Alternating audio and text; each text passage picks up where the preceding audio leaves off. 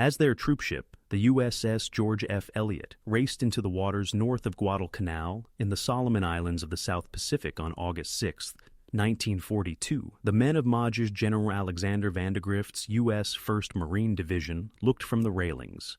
They had arrived to take control of the island's partially finished airfield at Lunga Point from the Japanese before it was put into service.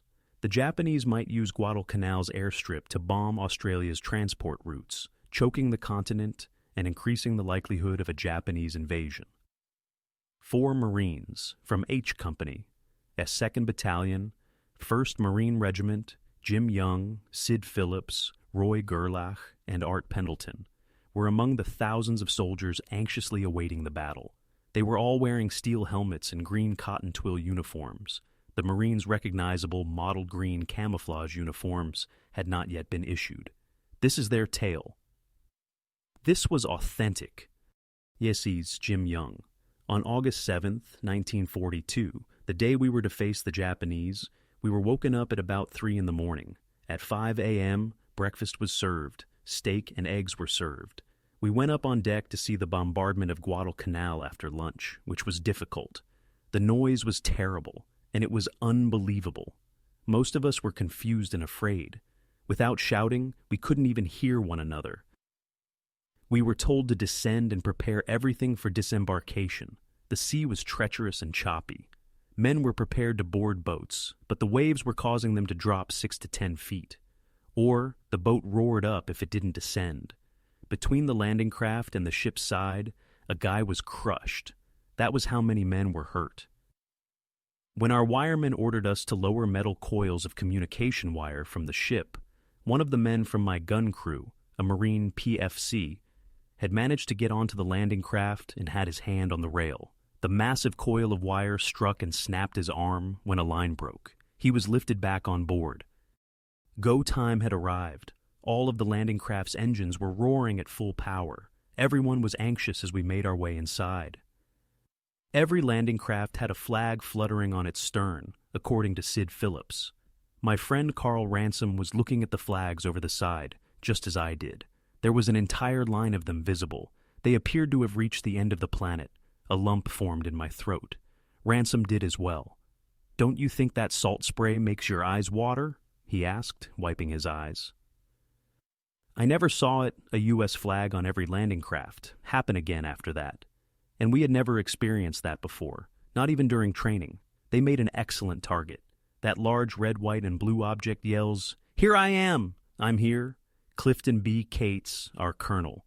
One of the most patriotic Marines was Cates, CO of the 1st Marine Regiment. I'm positive that Cates issued the directive to fly a flag on each landing craft. That morning, I observed that everyone's cartridge belt was stuffed full and protruding. Throughout the belt, you could see the gleaming brass cartridges. Each of those pockets had 2 5-round clips. They never fired any live ammo during our practice landings in the Fiji Islands. Cartridge belts were flat and empty as we made the landings. They didn't want a fool to shoot someone with his firearm. Now, things were different. This was the authentic version. We were on that landing craft where the front end would drop down as we landed on Guadalcanal. Without the front ramp, we wouldn't have been able to remove the mortar off the boat. We anticipated a hand-to-hand battle on the beach that would be a life-or-death situation. We discovered our guys on the beach cracking open coconuts and laughing at us after the ramp collapsed. They merely chuckled when we emerged from the landing craft, prepared to battle. A few minutes before, they had taken the same action. There weren't any Japanese people around. Roy Gerlach. I was not part of the initial wave. Although I spent a lot of time as a cook, I was assigned to the mortar platoon as a mortarman. You were assigned to your designated task in the Marine Corps, and if you could do something else, you did it as well. I was on the mortars whenever there was action. However, I also provided cooking services if they were required. I don't have many memories of entering the beach. No Japanese people were present. All of them had fled to the hills. We immediately discovered all of these coconuts. They plummeted from the trees. After piercing the coconuts with our bayonets, we sipped the milk. However, it made the men ill. I suppose there was too much fresh milk. The heat was unbearable. Sid Phillips. We fought our way through the jungle all day to get to the grassy knoll, a hill a mile inland. We had absolutely no good maps of Guadalcanal. Some Australians who had visited Guadalcanal created some maps for them. The Australians gave these rudimentary maps their names. The Tenaru and Ilu rivers' names were even confused. The strategy was to gain the upper hand by moving to the grassy knoll. The heat, the unbearable heat in the forest without any breeze, is what I remember most clearly. It was a drastic climate shift, and we had just returned from New Zealand's winter. We merely complained and sulked. It's really hot in that forest, and when you get to shore, you're wearing a 60-pound rucksack, 4-day food packs, extra ammunition, and a change of clothes. Dropping your blankets, you continue. The heat was unbearable. At that time, we were given one canteen. Water discipline had been taught to us. Before swallowing, you were only to take tiny sips of water and swirl it about in your mouth. It was never intended for you to drink so much water. That first day, everyone almost perished of thirst. We consumed crackers and hash cans, which were devoid of water and only served to increase thirst and dryness. Halfway up the grassy knoll, at the conclusion of the first day, we were worn out. They instructed us to build a foxhole, lie down where we were, keep quiet, and go to bed. Thus we did. Jim Young, we were told to return to the beach in the morning to erect defenses in an attempt to thwart any Japanese landing attempt. During the night, a scorpion bit one of our lieutenants in the face. On the long march back to the beach, he had to be led by the hand since he had swelled up so much that he was blind. About 10 Japanese torpedo bombers skimmed the ocean as we got closer to the beach and made their way toward the convoy. The pilots' faces and the large red meatballs on their wings were visible because they were so low. On the beach, they showed no concern for us. They headed directly for the ship convoy. The Elliott, our ship, was the target of one plane that fell into the ocean first, then bounced back and struck the ship. Roy Gerlach. Our cooking equipment sank with the Elliott, so we didn't have a galley for the first 3 or 4 weeks. I wasn't on the ship at the time, but I witnessed everything. By that time, the majority of the men were on shore. However, the ship's emptying was not yet complete. On the Elliott, there was a shipman I knew. "I'll be here when you go, and I'll be here when you get back," he would constantly say, but he wasn't. "People ask me when we first contacted the enemy," said Sid Phillips. "On Guadalcanal, enemy jets strafed us very immediately. Try to bury yourself with the ground when you build a foxhole as deep as you can. The Guadalcanal strafing never stopped. We were constantly being barraged by them. We took into account that interaction with the adversary." Jim Young, we would be swooped by the Japanese Zeros. In that aircraft, I could actually see the faces of the pilots. They were turning their heads and staring down at you. They occasionally had smiles on their faces. Watching the Savo sea battle from a beach was like watching a summer storm. Sid Phillips. We took control of the airstrip the day after we touched here. I was shocked to see that the airstrip had so few structures other than this structure that resembled a pagoda. That was the tower. Unless you were in the air, it was difficult to see the runway. No Japanese planes were damaged. There was nobody there. We visited and took a look at the pagoda. We were among the first Americans to enter that structure.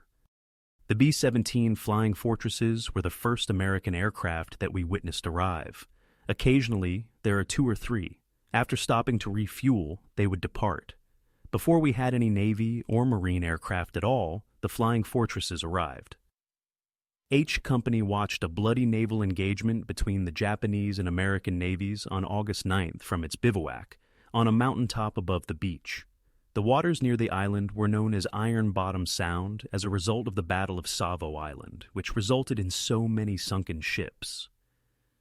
"The Savo sea battle was like watching a summer storm from a beach," said Sid Phillips. "You would see what appeared to be lightning strikes and hear this thunderclap of naval gunfire. Have you ever witnessed distant lightning that illuminates the sky? That was what it was. Although there were no actual specifics of the naval fight visible, we cheered whenever a ship exploded. We thought the whipping was being done by our boys. One American cruiser with a portion of its bow blown off was seen creeping past right offshore the following morning. It was said to be the Chicago. After that, we were informed of the catastrophe. That night, we lost 4 vessels.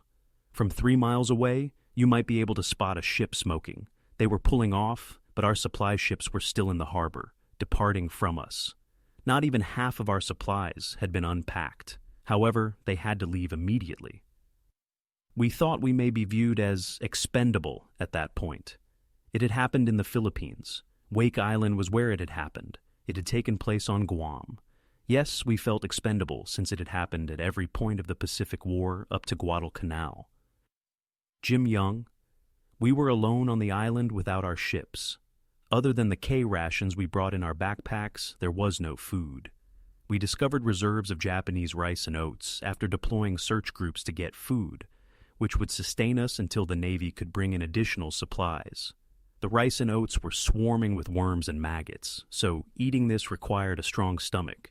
We discovered that all of the bugs would float to the top of the rice and oats when we submerged them in water, allowing us to skim them off. We camped close to a meadow with a tree patch at the end of a coconut plantation. We created limeade from the lime trees. We didn't have any sugar, and we used warm water. Although this stuff was awful, it was a unique beverage. The strangest plants I've ever seen were in this meadow.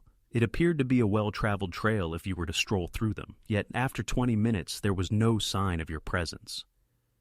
Even though we hadn't seen the Japanese up close in the days that followed, the airstrikes persisted. We had a 50-year-old gunnery sergeant who was a true Marine and a really pleasant person. He was known to us as Gunny Dixon. We were told to dig foxholes by Gunny. After we were done, he glanced at them and burst out laughing. "All right," he said. "I don't think they look deeply enough." How accurate he was. I bet they will be deep enough to stand in by the end of the week. We were powerless to stop bombers from flying above us. We had neither airplanes nor weaponry that could reach them. There was a whistling sound as the bombs dropped. The Japanese bombers arrived one day from a different direction. On this particular day, they approached our tree grove directly from the sea, even though they had always attacked the airfield from the takeoff position to the liftoff point. They weren't after the airstrip this time. They were after us. I knew it would hit us because I could see the pattern of bombs exploding as I was monitoring them via field glasses. We just arrived at our foxholes in time after I shouted a warning. Standing in the foxhole was not possible. There was an earthquake-like tremor in the earth. The scent of cordite was strong, and the air was heavy with large pieces of soil. It's difficult to accept that nobody was killed. Nearby, we discovered a Japanese bunker that could house roughly 20 of us. One day during an air attack, one of the guys screamed loudly while using it because it was so dark inside. We were all terrified, and even though the air raid was still going on, we hurried to get out. The Marine's face was touched by the scaly tail of a 6-foot-long lizard that had fallen from the bunker's roof. He reached up to push it away because he believed it was the man next to him. He went ape when he felt the tail. When it was ended, we all had a great time. The Japanese sent a lone bomber at night, and he flew for hours before deciding to dump his bombs. They took this action to prevent us from sleeping. Because of the sound of his engine, we called him Washing Machine Charlie. The bombing raids continued unabated. Eventually, Japanese cruisers and submarines also shelled us. The fact that we could see the Japanese running around their decks and maining the weapons was what infuriated us.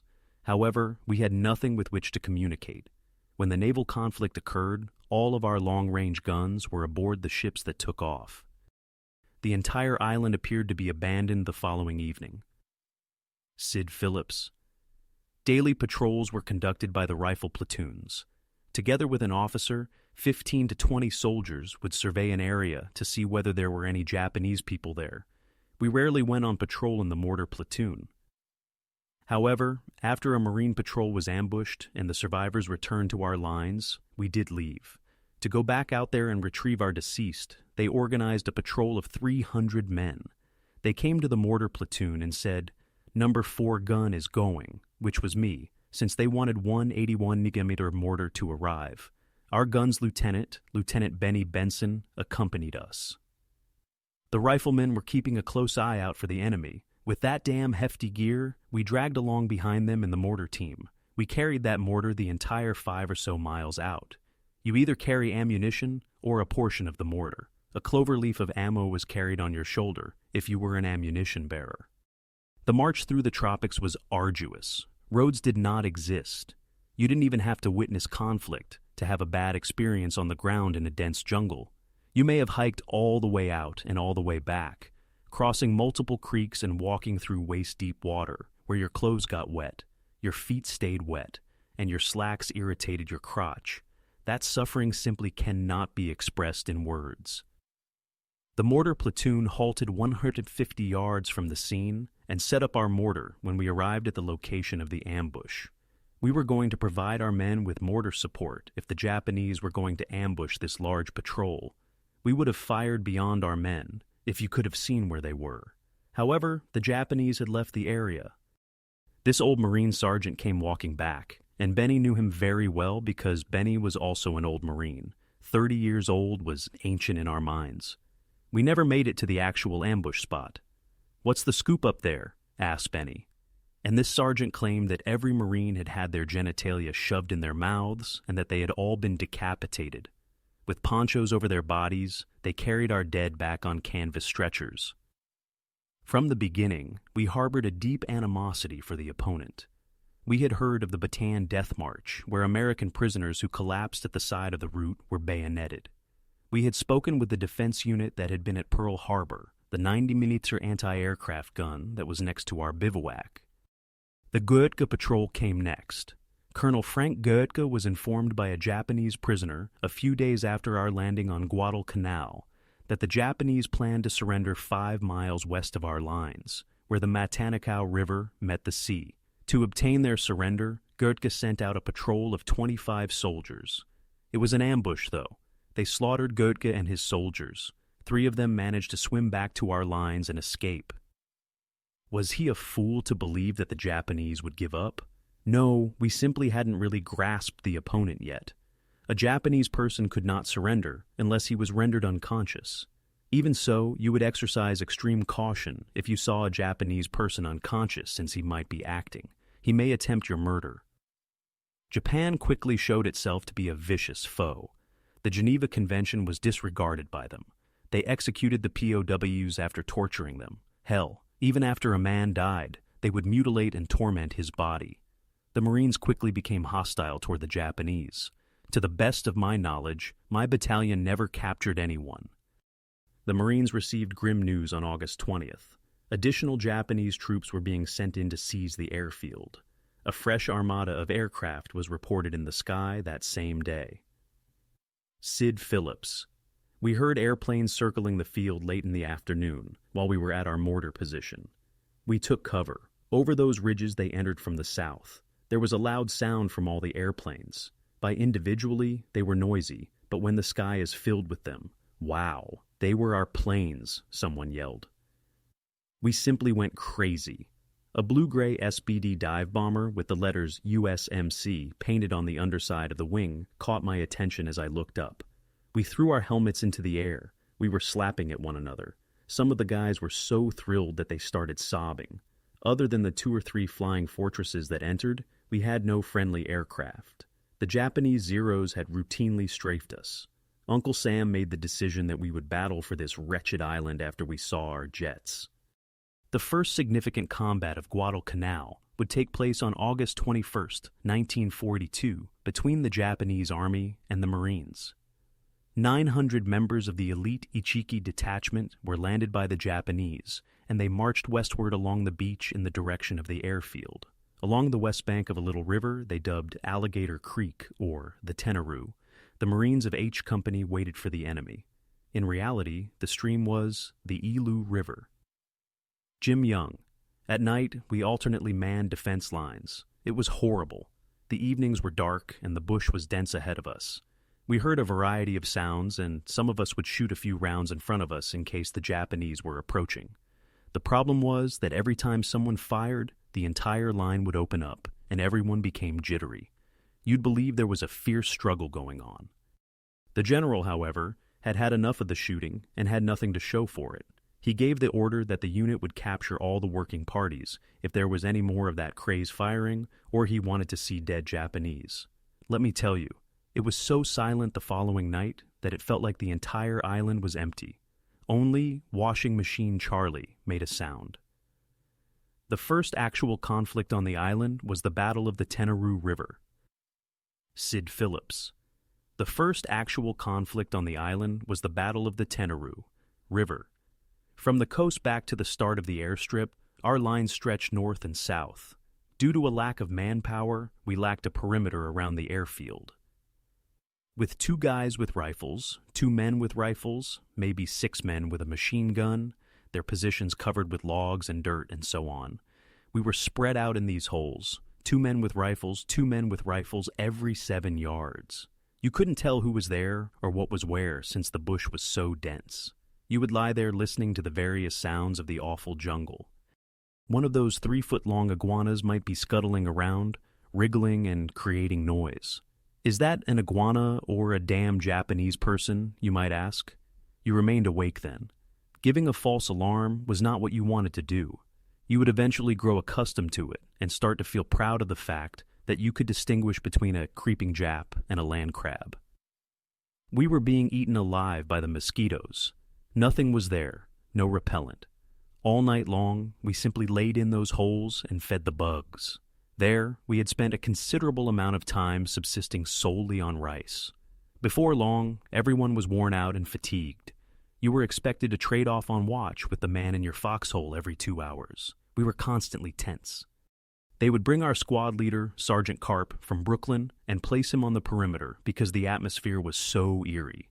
They required his firepower up there, and he carried the Browning automatic rifle, or BAR. In addition, he was an old-timer who was regarded as far wiser than U.S. young people, having served in the Marine Corps for roughly 3 years. Every night they used that BAR to place him up on the perimeter. A Marine named Art Pendleton commanded one of 12 machine gun teams on the H Company line. I worked as a corporal, said Art Pendleton. In January 1942, I enlisted in the Marine Corps in Worcester, Massachusetts.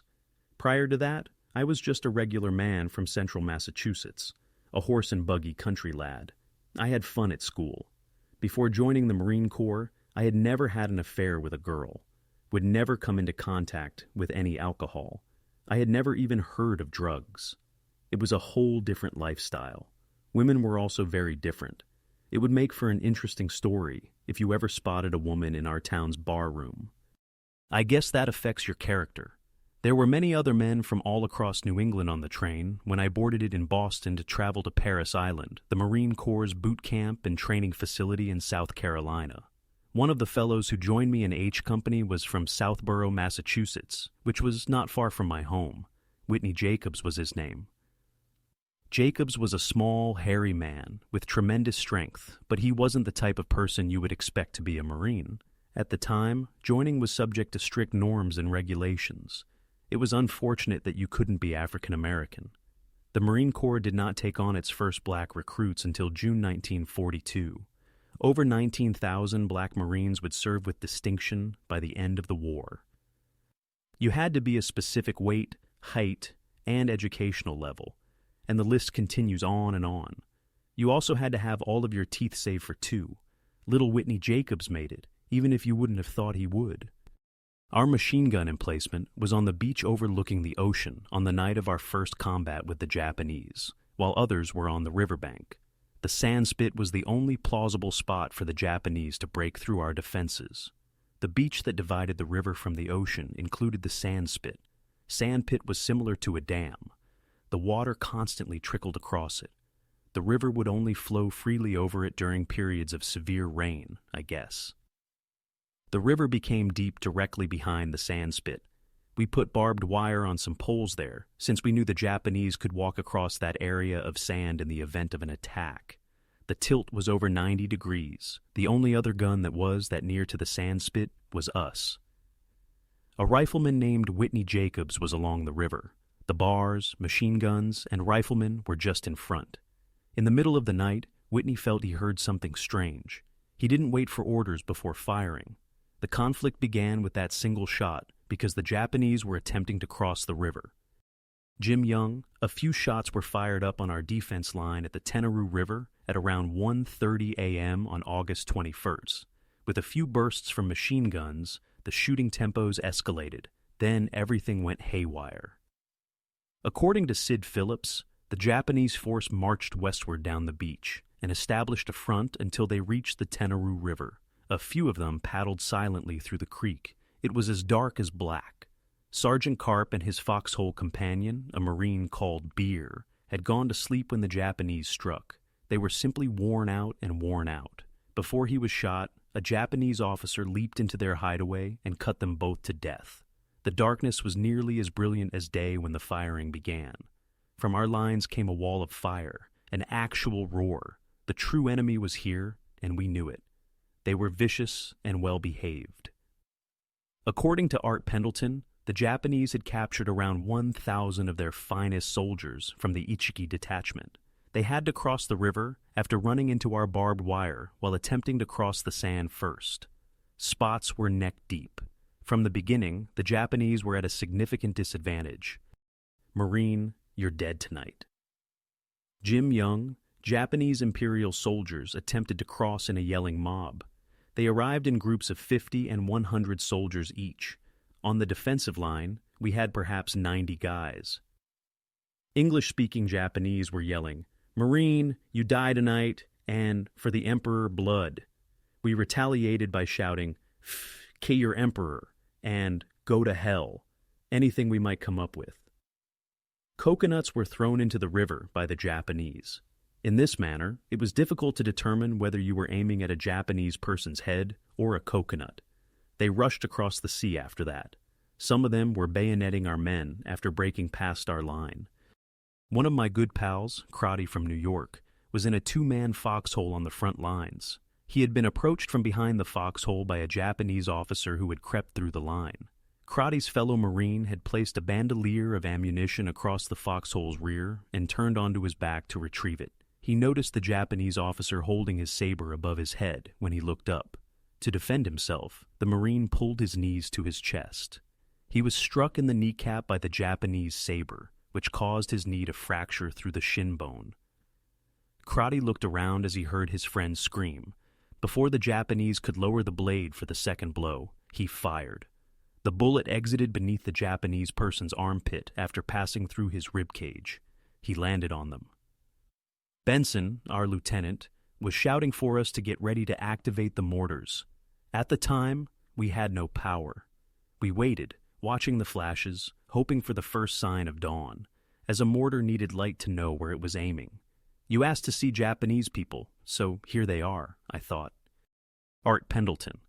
When the battle began, my gun was on the beach. On the riverbank was the machine gun position of John Rivers and Al Schmid. A former boxer, John Rivers was a very tough and kind man. He had chosen to enlist rather than compete as a champion lightweight prize fighter. One of our platoon's 4 heavy machine guns was positioned exactly where the Japanese crossed the river. John was in the center of it all. We shouldn't have been hit there by the Japanese. As they crossed the river, they were submerged up to their necks. Hell, we used them as fodder. Jim Young, Al Schmid was his loader, and John Rivers was the gunner. They collaborated effectively despite having boxed each other on the ship's deck. The Japanese were attacking them like cattle herds, and their gun was in a sandbagged hole on the riverbed. Before he was shot in the face and killed, Johnny was mowing them down. Al assumed the role of gunner and continued to fight until he and his ammunition bearer were wounded by a grenade thrown into his gun pit by the Japanese. Blinded, Al fired again, the ammo bearer directing his fire with a cry in his ear. PFC, a man from North Carolina. A very kind man named Steve Boykin was hit up there on the line. The entire back of his one leg was nearly blown out. He was slid back off the line and placed against a tree by his guys. He was reached by one of the Japanese, who used a bayonet to stab him without killing him. They killed the Japanese. Boykin managed to survive somehow. Art Pendleton. As the fight continued, Whitney became aware that one of our machine guns, the one that had been destroying the enemy, had ceased to fire. A machine gun cannot be fired steadily because the opponent will zero in on you if you do. However, you don't apply common sense in such circumstances. Your life is on the line. Whitney made her way to the silent gun emplacement by crawling a few feet. He remained on his stomach, calling out as he looked into that position. Al Schmid, who was blind and in poor health, responded to John Rivers, who was dead within. He retreated and reported to the responsible officer after Whitney yelled, "Don't shoot, I'll go get help." Since I was only 100 feet away, our lieutenant immediately called my pistol in. We hurried to get going. The assistant gunner carried the tripod, and the gunner carried the gun. I think a hand grenade exploded between my legs as I was sprinting up to the line to get a glimpse of our destination. It didn't touch me, but it did raise me slightly into the air. Wow, I thought. How fortunate are you? Everything appeared to be quite unclear. We were told to go to where Rivers kept his gun. It was empty. I have no idea where Schmidt or Rivers' corpse went. They were firing so heavily that they were bound to be knocked out. I simply threw Rivers' cannon out of the emplacement because it was completely ruined. Numerous Japanese people were killed by that machine gun. I put my firearm away. Now, we were in the center of it. The Japanese officers were attempting to frighten us by waving their ostentatious sabers in the air. Our men were not afraid at all. Their purpose was to murder everyone. When your life is on the line, you forget about being afraid. The concept of fear does not exist. As soon as I had the pistol in position, I began shooting. You were going to be killed if you didn't. The Japanese onslaught was centered on Rivers' position. The Japanese were everywhere. I think one of the most dangerous things in the battle was those flares. Our 81mm mortar platoon, all 4 tubes, was facing the beach as the battle raged in case there was a landing coming in from the ocean, Sid Phillips said. Thus, our right flank was the source of the onslaught. Our lieutenant led us up parallel to the river, toward the battle. We had foxholes everywhere. In the low light, it was nearly impossible to detect our machine guns since they were so deeply buried. We continued to collapse into foxholes as we ascended in the gloomy light. It can be quite uncomfortable to fall into a foxhole while holding a base plate or mortar tube. If it dropped on a guy, it may kill him. Jim Young. We positioned the mortars perpendicular to the river in the coconut grove. We were not protected by any defensive cover. The feeling was similar to being in the center of a football field. The Japanese saw us and began shelling us, so we had to work quickly. The lieutenant was concerned that we might not be able to pass through the coconut leaves with enough room. I told him I believed I could communicate. The lieutenant instructed me to fire for effect, which translates to fire as fast as you can, after I shot the first round and knocked a palm leaf off a tree, but the shell didn't explode. Sid Phillips. In front of our new mortar position, about 30 yards away, there was a pile of Japanese dead. Before we reached the top, they had already slain them. On the other side of the river, we were attempting to reach a region roughly equivalent to 6 football fields. We simply continued to cover the entire area over there. Roy Gerlach. The Japanese were pushed back in the river by our front lines. I carried shells to the cannons when I was with the 81mm mortars. When you put a 3-inch wide round from our mortar into the tube, it exploded into the air. It killed anyone within 30 yards after reaching over our defenses. No, being a Mennonite and serving in the war never bothered me. I suppose I had a wider perspective. Art Pendleton. The flares were the thing that really caught my attention. You could hear it pop when it lighted up when they threw flares into the air. It was a tremendously bright glow when they lit. The flare would then slowly float down to earth when the parachute opened. Everyone stopped doing whatever they were doing. You didn't even move. You were going to be shot if you even attempted to move. They lit flares, just like we did. The only purpose was to verify who was where and to check positions. One of the most hazardous items in the fight was most likely those flares. We were firing heavy 15-pound shells, said Sid Phillips. When that thing explodes, the sound is deafening. It's simply unbelievable. That would be 1,000 times louder than the sound of the largest firecracker ever set off. The outcomes of that 15-pound shell truly astounded us. We had 1 day of live ammunition firing at Camp Lejeune, but the range was more than 2,000 yards away. Before that battle, we had never experienced close-up shooting. Jim Young. We witnessed Japanese people rushing to the river and sea to extinguish the fire while their clothing was on fire due to our mortar explosions. Corporal Mugnio's ramrod for cleaning the mortar tube had a sock wrapped around the end that came off and fouled the gun, causing our number 4 gun to misfire and have to be taken out of service. It was complete mayhem. They once attempted to flank us in the sandspit, according to Art Pendleton.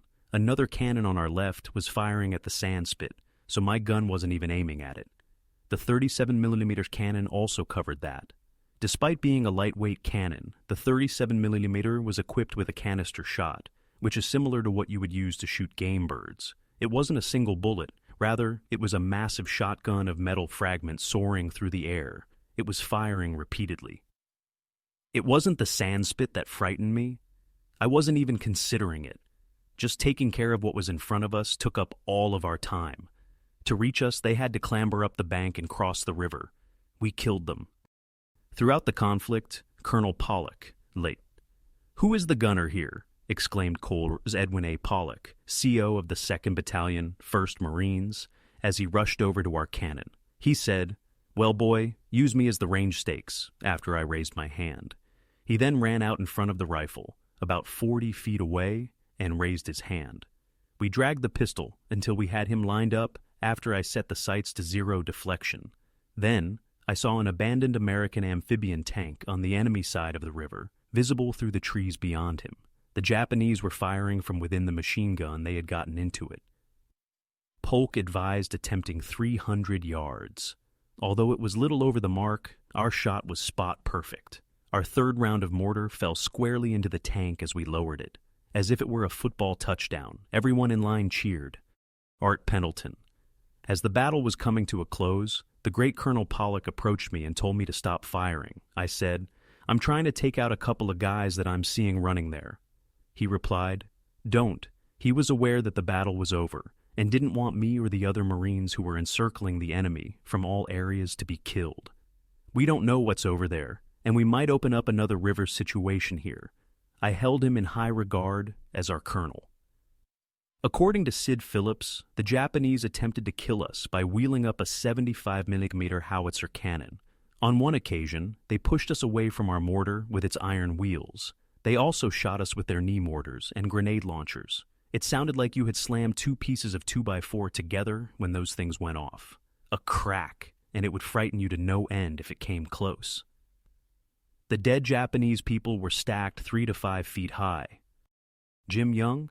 It became lighter as the war came to an end. The Japanese bodies were ultimately stacked 3 to 5 feet high. The only way the Japanese could attack without crossing the stream was by using our 37mm gun, which was positioned on the sandspit, and there must have been 100 or more bodies in front of it. Art Pendleton. I recall seeing these Japanese soldiers ensnared in barbed wire, their heads blown open, and their internal organs and brains leaking out of them. 70 years later, I still think about that scene almost every day. What you would think of as the Japanese populace was extremely different from the Japanese military. They are a gentle, giving, laid-back country of people that appreciate fine things and are extremely sensitive in their music, art, and other endeavors. But their warriors were so thoroughly brainwashed that they didn't care about acts of horrific violence or suicide strikes. We were a group of young Americans. Our societal structure was different, and we were taught to follow instructions without question. However, if someone told us to end our lives, we weren't prepared to do it. There is a significant distinction. Jim Young, in front of Johnny Rivers and Al Schmid's gun positions, 200 bodies were piled up. Despite being blinded, Schmid lived through the conflict. It was hard for me to believe how many dead enemy soldiers I was seeing. Some simply appeared to be asleep. Others were twisted. A few were set on fire. General Vandegrift and his staff came right up behind our guns, said Sid Phillips. On Guadalcanal, Vandegrift was the top dog. He was 10 feet away from us. General Vandegrift was followed by a corporal carrying a 12-gauge pump shotgun. He maintained the shotgun at port arms. I'm not even sure if it was on safety, but he only needed to point and fire it. My friend Ransom said, "Phillips, if you want to get your ass kicked, just go over there and stand between the general and that corporal," after he remained right with the general. It was perhaps 10 in the morning before our tanks were raised. There, they went straight down the beach. You had the option to approach and make contact with them. Our entire 1st Battalion, A, B, C, and D companies of infantry had circled around from the south by the time the tanks got through, and they turned back and pushed all of the Japanese survivors who had been ahead of them out into the water. 30 or so Japanese people ran out and dove into the water. Everyone continued shooting at them until there were no more heads in sight. Jim Young. It was around 95 degrees at 2 in the afternoon the following day. In search of those who were still alive, we strolled amid the dead Japanese. The Japanese had shot some of our guys while they were merely pretending to be dead. If any of them were still alive, the colonel ordered them to be shot. You nearly lost your breath when you smelled death. The deceased Marines' dog tags were being removed by the chaplains. We lost 40 men, they claimed. We were relieved that the night was finished because it had been an incredible one. Art Pendleton. The number of bodies that were floating in the river following this battle is beyond words. It was hard to see the lake. Almost 800 of them were murdered by us. Mount Fujiyama used to be a training ground for some of their finest men. They would sprint up and down the mountain while fully outfitted in marching gear. Without the river's advantage, we would never have prevailed in that conflict. For 2 weeks, their bodies were scattered everywhere. They were being torn to pieces by the crocodiles. Some of them managed to live and flee to the opposite side of the island in their swift ships. These warriors continued to fight, but ultimately they were all destroyed. Sid Phillips. Colonel Pollock came over after it was over, shook hands with everyone, and told us we did really well. Half of the elite Ichiki Detachment was the Japanese troop that attacked us there. They initially landed on Guam, where they took our Marines hostage. The Japanese packets contained numerous photos of Americans, including Marines and their girlfriends, indicating that they had obviously combed through all of the Marines' personal belongings. Following the conflict, we discovered perhaps 100 of these photos. After gathering all of the American photos, we concluded that burning them was the wisest course of action. Even if you could identify the families, you wouldn't want to send them. All of the Japanese photos were retained. They would never be burned. On board ships, you could exchange them for nearly anything, including chewing tobacco and clothing. You could do a lot by trading trinkets, but money was worthless. One of the Japanese packs I opened contained 3 Marine Globe and Anchor badges. Deacon Tatum, a friend of mine, had to scrub his blood off of Carp's bar after becoming stuck with it. I recall 2 riflemen who were my friends, Art Pendleton said. They were both slain when a large shell fell next to them. It blew them to pieces in addition to killing them. They were Arthur Atwood and Barney Sterling. Both would be posthumously awarded the Navy Cross. After gathering myself and a few other men, our lieutenant gave us ponchos and had us pick up their body parts. We buried their graves close to the Henderson Field airstrip's end after carrying them up through the coconut grove. That marked the start of Guadalcanal's Marine Cemetery. There were numerous graves within after that. Although I had no interest in returning to Guadalcanal, a buddy informed me that it was now a large cemetery. After 6 more months, the American side emerged victorious in the Battle of Guadalcanal, in memory of Marine Aviator Major Lofton Henderson, who was killed at the previous Battle of Midway. The Lunga Point Airport was renamed Henderson Field. Honiara International Airport is the current name of the airfield. See WW2 Quarterly, Fall 2011. Security was not proclaimed on the island until February 9, 1943. By that point, the Japanese were wiped out, with over 28,000 dead, missing, or suffering from sickness, while the American Marines and Army had lost 1,592 men killed and 4,283 wounded. The battle's conclusion also signaled the end of Japanese progress in the Pacific, and Japan remained on the defensive until its ultimate defeat in August 1945. Voices of the Pacific is the source of this essay, Berkeley Caliber, 2013.